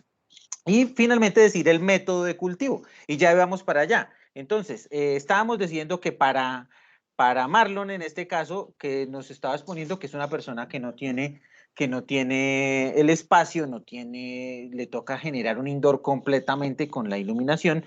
El método más aconsejado es un Sea of Green, que lo vimos ayer. Para, por ejemplo, Daniel, que tiene una ventana únicamente y lo puede hacer indoor, él está mostrando los métodos mixtos donde se puede complementar con plantas de no muy gran tamaño, pero sí puede adicionar, digamos, un main leaning, un sistema en que puede complementar el sistema. Y en el caso que sería el de Jonathan, ¿qué sistema podemos recomendarle en cuanto a métodos de cultivo, Cristian? Yo te cerré el micrófono, pero puedes abrirlo otra vez, Cristian. ¿Estás por ahí? ¿Cristian? Cristian, ya. ya. Dale. No, para Jonathan, pues que tiene más espacio, digamos que la recomendación es un sistema mixto, si puede colocar un bombillo LED para controlar el crecimiento vegetativo o si puede colocar un reflector o ya si quiere con un panel solar, pues lo puede hacer con toda tranquilidad porque digamos que el espacio que tiene es suficiente para colocar 19 materas de unos 15 litros cada una, entonces pues es interesante el espacio, ya pues el sustrato depende de lo que él quiera, si quiere suelo con algún mejorador de estructura como la cascarilla. Y pues ya digamos que conseguir las genéticas autoflorecientes para esos casos no me parecen tan recomendables, sino algo más fotoperiódico. Y pues el tamaño de las plantas pues requiere o depende ya de lo que decida Jonathan, si quiere plantas grandes, si quiere plantas pequeñas con ciclos cortos, entonces ya es algo para que él entre a revisar con los conceptos que hemos visto acá en el curso. Así, bueno, mira, yo tengo un panel de luz full spectrum de 15 watts y de 10.000 a 15.000 lúmenes, ¿cierto? También Sí, tengo, también tengo un bombillito con la vegetación especialmente que me da 6.000 lúmenes de 50 watts. sí. El espacio, digamos que de altura, yo quiero unas plantas grandecitas. De altura tengo unos 5 metros de altura. Sí, en ese caso, pues la Tengo, fuente, disculpe, señor. La más grande matera que tengo en este momento es una matera de 35 litros. súper grande. Voy a ponerla ahí a ver cómo me crece. Ahí, de hecho, ahí voy a poner una feminizada que tengo guardada en este momento. Digamos que en ese caso en el que la fuente principal de luz va a ser el sol, la iluminación artificial va a ser como más bien un engaño lumínico para evitar la floración de la planta. Entonces, las luces artificiales son requieren como menor potencia respecto a alguien que tenga un sistema de cultivo indoor, porque va a ser completamente su fuente de iluminación artificial para el crecimiento de las plantas. Entonces, pues sí, ahí es valorar el sol. Definitivamente las plantas cultivadas con a exposición del sol y a campo abierto siempre o tienen una posibilidad de crecer más que unas que están sembradas en materia, pues dependiendo también de las técnicas y los métodos que uno utilice. Y lo que decía Cristian respecto a Marlon y a Daniel, también de pronto más adelante tener dos áreas, una donde se tenga crecimiento vegetativo y otra donde se pueda pasar a floración, ¿no? Entonces, ¿para poder qué? Para poder controlar finalmente y tener una producción escalonada. Bueno, listo, pasamos a la siguiente pregunta. Listo, ya vamos a iniciar nuestro proceso. En nuestro proceso ya decidimos, bueno, necesitamos semillas, esquejes, materas, bueno, ya decidimos qué es lo que yo necesito. Y yo ahí decido por dónde me voy. Y vamos a finalmente a decir, bueno, si mis semillas son o no son feminizadas, si voy a trabajar con semillas regulares, si por el contrario voy a hacer la inversión y me voy hacia los esquejes, si yo tengo una planta madre y yo produzco mis propios esquejes. Las materas, nos hacía la pregunta Daniel por acá por el interno y nos decía, bueno, yo tengo estas materitas pequeñas, bueno, las materias todas sirven en mi opinión, ¿no? Que no, que hay personas que dicen que no, que es que toca invertir en unas materias de geotextil porque es que las materias de geotextil permiten el intercambio. Sí, sí, son buenas, nadie dice que no, pero en mi opinión, las materias tienen que cumplir solo dos funciones. Una, permitir el paso de los excesos de agua que se tengan y dos, contener el recipiente con su sustrato. Más que eso no tiene, o sea, no hay necesidad de complicarse por ese lado. Obviamente, si usted quiere hacer una inversión en una materia súper rara, súper especial, que permite el intercambio catiónico, pues genial, genial que lo pueda hacer, ¿sí? Pero pues como, por ejemplo, se ve en la imagen, como lo vemos en los cultivos, hay cultivos que solo lo hacen con bolsas. Su única función es contener el sustrato, con bolsas con agujeros en la parte de abajo. Entonces, como gusten en ese caso. Y en cuanto a la decisión de cómo iniciar el cultivo, pues bueno, y si ya es personal, ya vimos cuál mejor se acomoda, si uno no tiene el tiempo para germinar, si de pronto uno no tiene el tiempo para, pues entonces arrancar con plantas un poquitico más grandes, con esquejes enraizados, bueno, como decían en ese punto. ¿Cuál sería la siguiente pregunta, Cristian, en ese punto? Listo, yo ya decidí, tengo mi decisión completa, arranqué mi germinación o mis esquejes, tengo mi sistema, bueno, yo tengo que hay una decisión muy importante, me parece a mí, que es cuánto tiempo yo le voy a dedicar al cultivo, ¿no? Y en cuanto al tiempo, cambian todas mis decisiones anteriores. Cristian lo decía, bueno, si yo nada más tengo el tiempo cuando llegue del trabajo, pues bueno, yo no lo voy a dedicar sino unas pocas horas. Si yo tengo muchísimo tiempo, puedo automatizar tiempo y dinero, ¿no? También eso es importante, ¿no? Si yo puedo automatizar el control, pues genial, pero pues esa automatización cuesta, ¿no? En cuanto a los tres casos, ¿varía la función del tiempo en lo que vamos a trabajar en cada uno, Cristian?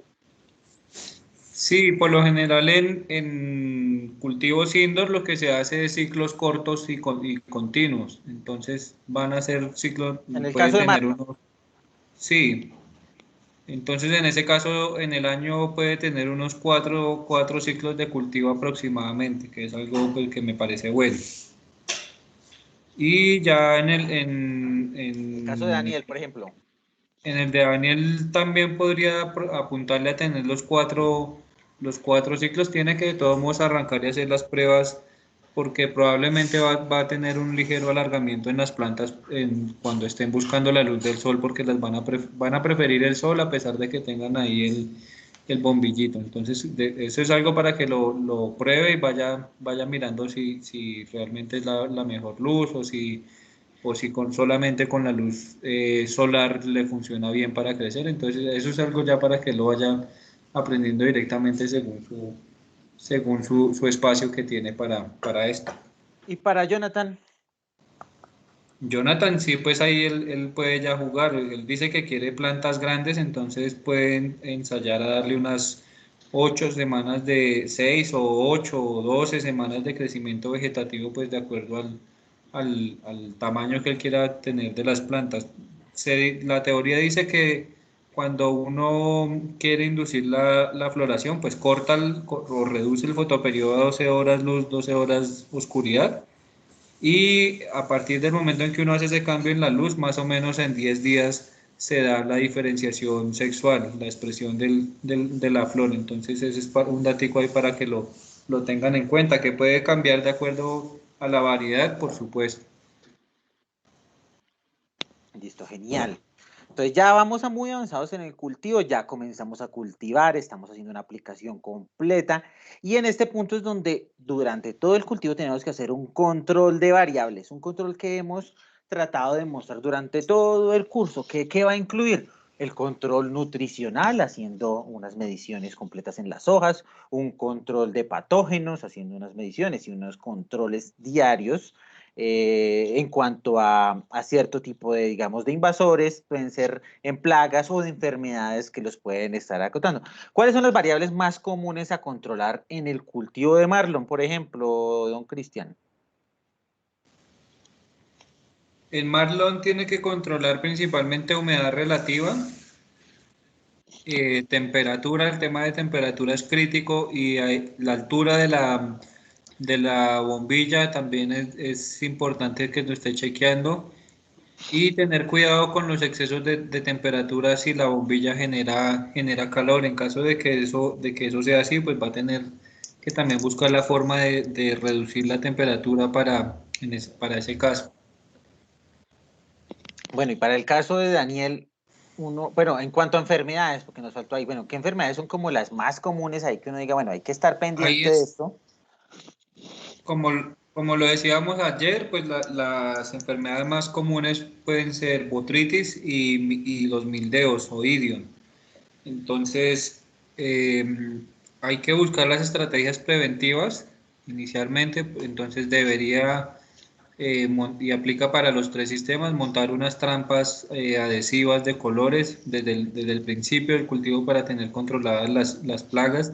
Si es posible, enciérrelo con una malla anti-trips que se consigue en el mercado y estar revisando continuamente las plantas, hacer el monitoreo y adicionalmente, pues si así uno no observe, digamos, como síntomas de algún tipo de enfermedad, es recomendable hacer aplicaciones preventivas, por ejemplo, de ajiajo, de bicarbonato en agua con la receta que veíamos ayer, o de peróxido, o de algún producto que sea para control de hongos e irlo alternando con alguno que sea para control de insectos, así pues uno no vea que haya problema, pero de pronto hay alguno que se le escapa y que si lo logra controlar a tiempo, pues va a ser muy fácil de llevar el cultivo durante todo el ciclo. Porque uno puede pensar inicialmente que porque el sistema está encerrado, porque el sistema está independiente, entonces ya no va a recibir plagas porque no van a llegar por ningún lado. Pero pues no necesariamente es así. Pueden venir desde una matera de una planta que uno tenga en la casa o hasta por una ventana. Bueno, pueden llegar por muchos lados, ¿no? En la ropa, de En la cualquier lado, ropa, eso de cualquier lado. finalmente de algún lado llega como la contaminación, por así llamarla.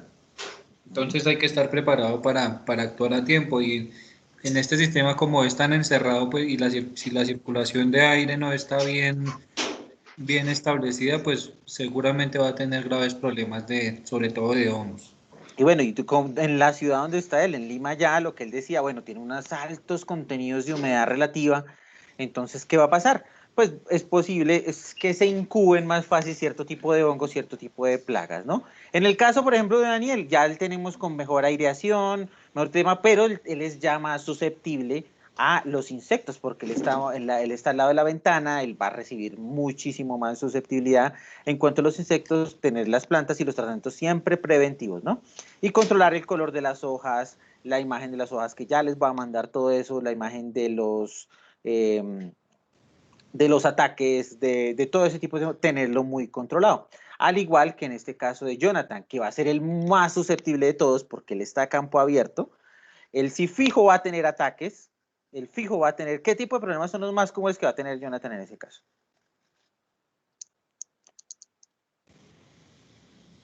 En Medellín llegan muchos, sobre todo grillos, llegan a comerse las plantas, pero pues si está pendiente, pues los va a identificar y los puede hacer control manual, igual que los cogolleros. Babosas, cogolleros, muchos ataques de insectos va a tener él, Sí, porque sobre pues todo está expuesto, él va a estar expuesto muchísimo a los insectos, más que en los otros dos casos, porque pues va a estar encerrado, pero digamos a insectos grandes, a mariposas que van a generar orugas, a diferentes tipos de elementos, babosas son muy comunes, por Chica, ejemplo, acá en Bogotá. Señor. una preguntita. Ujú. De casualidad las lagartijas también pueden comerse el cultivo, porque acá lo único que tengo en exceso son lagartijas. no, Eh, cuídelas porque ellas se comen los bichos. De hecho, eso es bueno, sí. Por ejemplo, ahí de control manual, digamos, hay- las mariquitas, ¿sí? No sé si, cómo se conocen en Perú. ¿Sí se llaman así? Marlon, ¿cómo se conocen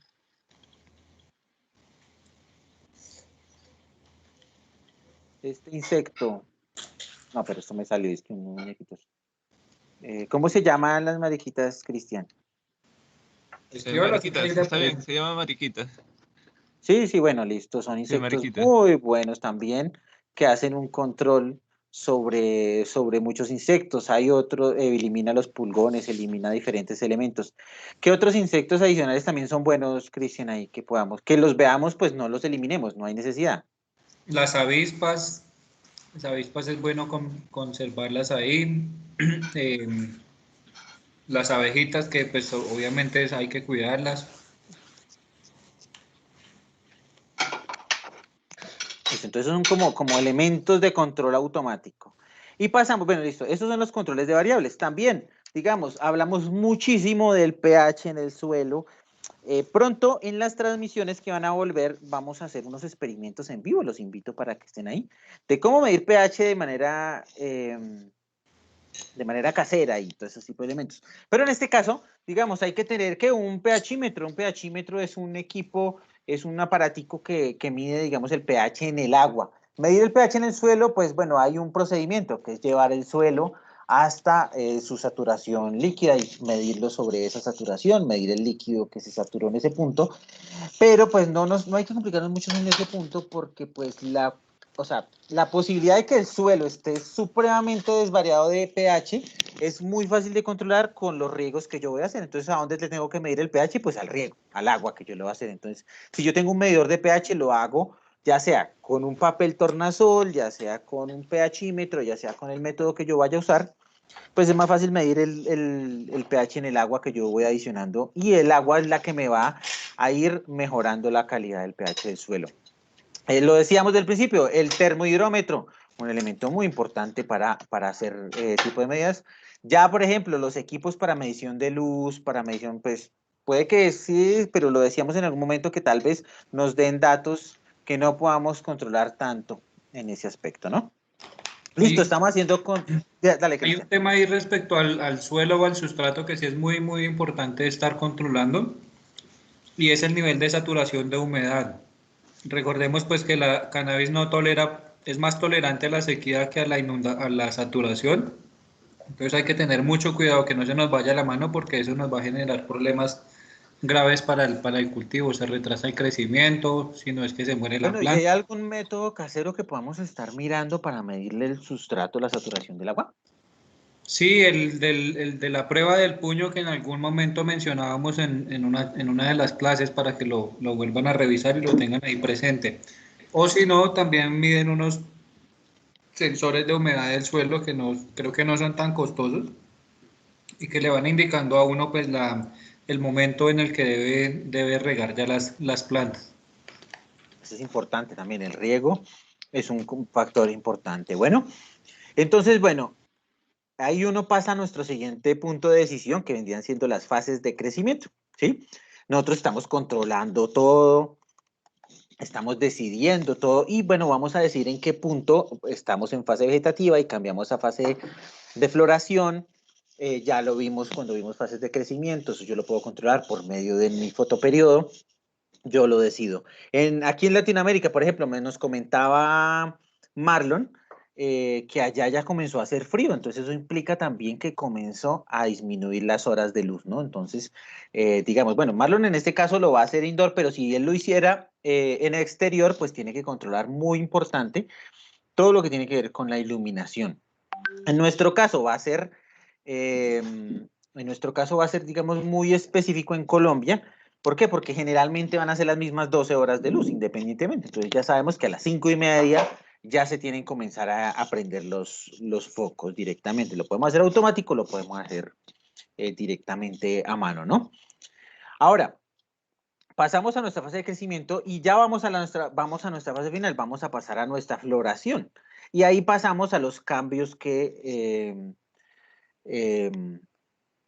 a los cambios en el comportamiento de nuestro cuidado, tanto en la adición de fertilizantes, que lo vimos, fertilizantes con más alto contenido de potasio, de fósforo, y ya no tanto contenido de nitrógeno, un cambio en el fotoperiodo, un cambio en el cuidado también de los fertilizantes y los elementos a cuidar. Si yo estoy aplicando por decisión, decidí aplicar algún químico para protegerlos, ya no lo voy a aplicar en floración porque no tiene sentido. Y vamos a ir conociendo las fases de floración. Entonces ahí vamos conociendo que con nuestra lupita vamos mirando los tricomas, vamos mirando los pistilos, vamos a ir conociendo, haciendo las podas para inducir el tamaño de los cogollos. ¿Hay algo más que vamos a adicionar en esta fase de floración ya para terminar, Cristian? No, creo que ya las mencionaste. Digamos que uno en floración puede hacer aplicaciones máximo por ahí hasta la cuarta, quinta semana y ya.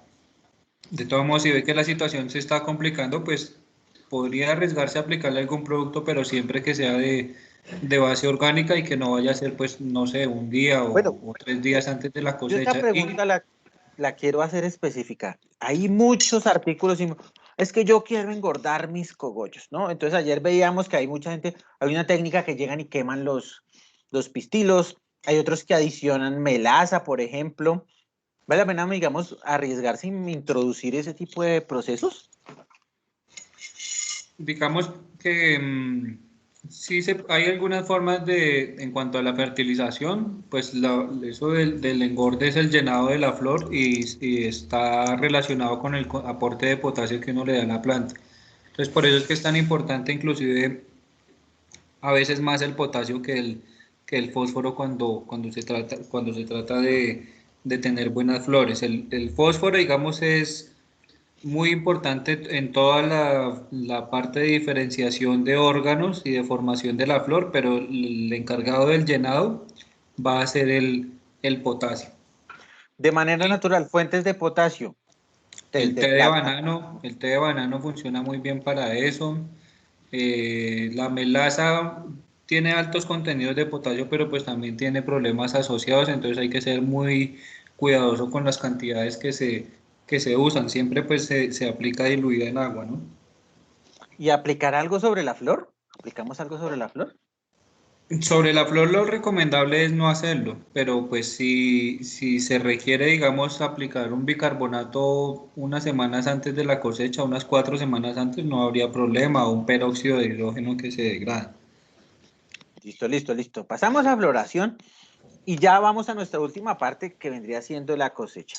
Y para la cosecha tenemos que tomar otra decisión. Todo este cultivo ha sido un cultivo de decisiones, ¿no? Independientemente de cualquiera de nuestros 3 escenarios, el de Marlon, el de Daniel, el de Jonathan, en cualquiera de los 3 escenarios, yo voy a decidir, ya sea si tengo las plantas pequeñas, medianas o grandes, si tengo un sistema, digamos, dependiendo de la poda que yo haya hecho, dependiendo del entrenamiento que le haya puesto a la planta, independientemente del tema, si yo voy a hacer una cosecha, tengo que decidir qué voy a hacer con esa cosecha, ¿no? Y esa decisión es importante. Si yo voy a hacer una extracción, si yo voy a, por ejemplo, utilizarla para fumar, si lo voy a utilizar por ejemplo, para alimentos, si lo voy a utilizar sobre diferente tipo de elementos. Lo que decíamos esta mañana cuando hablábamos de los elementos químicos. Si yo quiero obtener una gran cantidad de CBD, ¿en qué época? Yo lo puedo decidir. Eso lo vimos cuando vimos floración. Por ejemplo, si yo quiero un mayor contenido de THC, yo quiero que sea muy psicoactivo, entonces yo defino en función a mis tricomas y en función al color de mis tricomas. Ya vimos que pues, se puede hacer una decisión en función a unos elementos químicos, pero pues medirlos va a ser muy complicado, ¿no? Entonces yo tengo que decidir y decidir qué voy a hacer para tomar mi cosecha, ¿no? Como un pequeño resumen, ¿en qué momento y en qué momento no puedo cosechar o qué es lo que estoy buscando ahí, Cristian? Resumencito de 2 minutos. Pues se cosecha cuando los tricomas ya han adquirido la coloración lechosa y con alguna proporción de tricomas que tiene tono ámbar. Ese es como el criterio principal. También se puede apoyar un poco en la coloración de los pistilos, aunque pues ya vimos que ese no es como el mejor criterio para tomar esa decisión. Y hay que ser muy cuidadoso en no pasarse en el tiempo de cosecha, porque generalmente los problemas de enfermedades se incrementan cuando ya la floración está bastante avanzada y la flor está con alto contenido de resina. Entonces hay que tener cuidado en que no sea que por uno tal vez sin querer incrementar el contenido de resina, pues termine perdiendo toda la cosecha. Eso es importante. No hay que perder también los conocimientos, porque siempre cualquier exageración que se haga en cualquiera de las fases de crecimiento nos va a generar problemas. Luego generamos nuestras acciones y voy a hacer extracciones, el aprovechamiento, ya hacemos el manicurado, el secado, todos esos procesos y finalmente pues a disfrutar de tu cultivo, ¿no?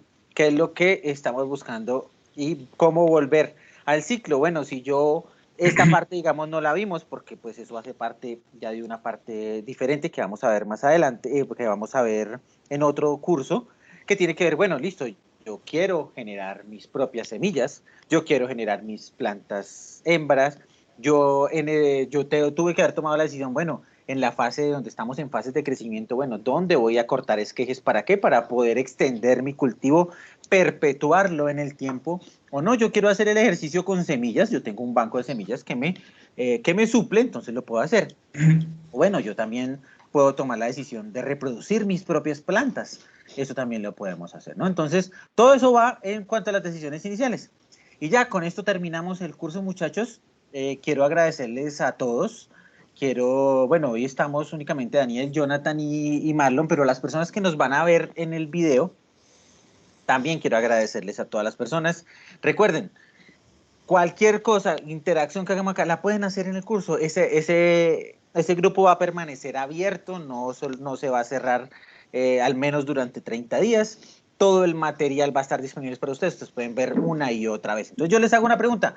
A Daniela, a Jonathan y a Marlon, ¿tienen alguna pregunta específica ya para ir cerrando?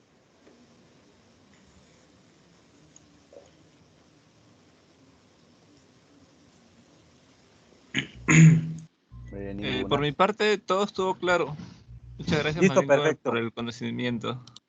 Esto fue un pequeño resumen de todo. Igual, traten de volver sobre las transmisiones, traten de volver sobre los videos, revísenlos, vuélvanlos a mirar y digan, bueno, listo, yo quiero probar, y como los videos van a quedar ahí, ustedes los van a tener durante mucho tiempo.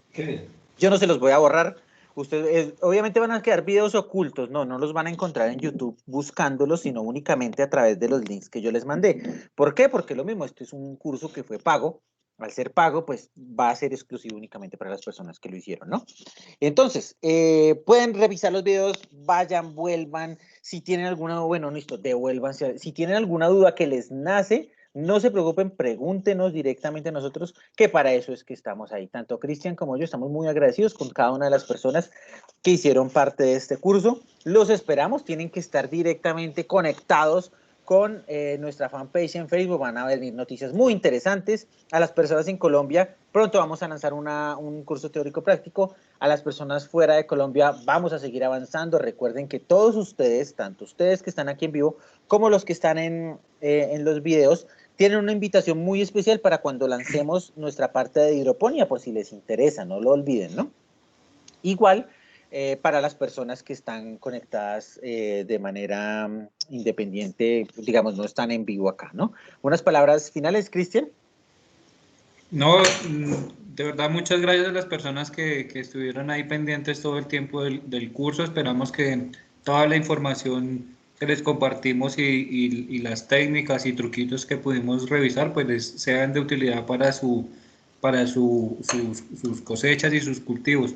definitivamente la invitación y el mensaje claro es que pues más allá de ir con la teoría y de saberla, pues hay que experimentar y hay que también cuestionar mucho la información que a veces llega, porque ahora que hay tanta información también hay mucha especulación, entonces hay que ser muy crítico y muy cuidadoso con las fuentes que se revisan. Definitivamente pues simplemente quiero agradecerle a las personas, pues para todos hay que hacer un pequeño esfuerzo a veces para organizar las agendas y tener el tiempo, pero pues esperamos que le saquen el máximo provecho a todo lo que compartimos con ustedes. Y lo mismo también, cuestionen también todo lo que les presentamos. Si ustedes ven y probaron alguna estrategia en que ustedes hayan probado que ustedes digan, no, lo que ustedes dijeron ahí no me funcionó, pero me funcionó utilizando de esta manera, compártanlo con el grupo. Que esa es la idea, que todos aprendamos y también nosotros aprender de ustedes y de su experiencia. Entonces, agradecidos muchísimo con la experiencia del curso. Por favor, no duden en compartir cómo ha sido la experiencia, escríbanos cómo ha sido la experiencia, escríbanos en nuestra fanpage, escríbanos en todo, ¿listo? Entonces, un abrazo para todos. Gracias, Daniel, gracias, Jonathan, gracias, Marlon, que están en vivo. Y al igual, gracias a cada una de las personas que estuvieron conectadas en el curso. Quiero agradecer igual a, si nos ven en la grabación, quiero agradecer a Rolando, que no se puede conectar hoy, a Kenia, a José, a Humberto, a Ricardo. También quiero agradecer a David, a Iván, que también estuvo conectado, a Juan Pablo, a Christopher, a todas las personas que estuvieron conectadas directamente. Entonces, muchas gracias a todos. Nos estamos viendo por ahí. Ya todo el material tendría que llegar entre hoy y mañana para que lo vayan revisando toda la semana. ¿Listo? Entonces, muy amable para todos, que estén muy bien y hasta luego. Hasta luego. Hasta luego, muchachos, y muchas gracias por el curso. Hemos aprendido mucho gracias a ustedes. Muchas gracias, de verdad. Vale, vale. Gracias, Jonathan. Gracias, Jonathan. Pero podamos llegar a hablar en otro momento, en algún otro curso, cuando ya sea una persona mucho más aprendida. Me gustaría también mostrarle cómo he avanzado con sus aprendizajes. Claro, te invitamos también a que de pronto en las transmisiones ahí en nuestra fanpage, en nuestras transmisiones semanales, te vamos a invitar un día de estos para que nos cuentes la experiencia, cómo ha sido cambiando y todo. Listo, listo. Ojalá que sí se pueda llegar eso. Y entonces, hasta la próxima, muchachos. Me esperan Hasta la demasiado. próxima. Listo, Jonathan. Igual, estamos ahí conectados en el grupo. Que estés muy bien. Hasta luego.